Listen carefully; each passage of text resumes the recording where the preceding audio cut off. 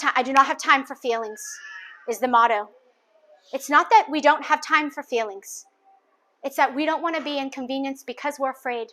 Because we believe that this moment is reflection of our goodness. It brings us right back to our own arrested development at 5 years old, where we were conditioned and shaped and molded to believe that we are not enough. That's why we don't have time for it.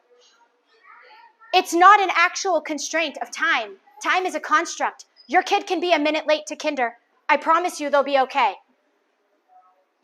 I promise you they will be okay. I would so much rather a child be late to an event and have a co-regulating experience with an adult than feel rushed, dysregulated, and go into that event empty.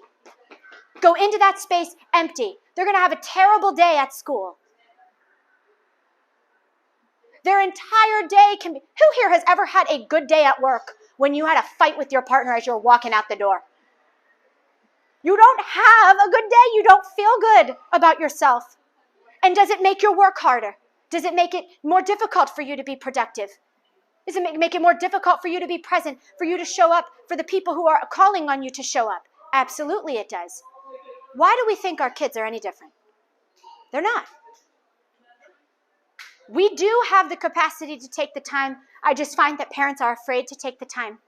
Parents say to me, Bryana, if I take the time to stop, then I'm going to teach my child that they just get to have a tantrum every morning, all morning. That's what they get to do. That's what I'm teaching them, aren't they? No, not precisely.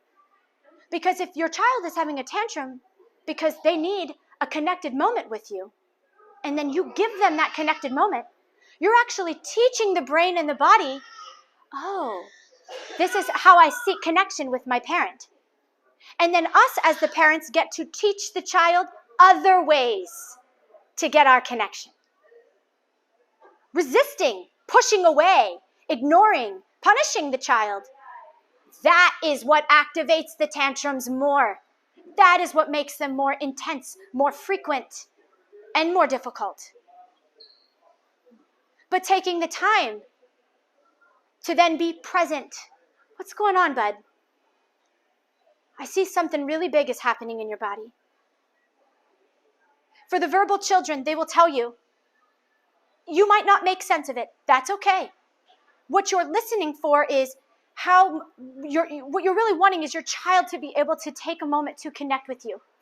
If your child is not verbal, it's the body language. What is my child's body showing me? How can I become an expert in the language of body? That's what I tell parents.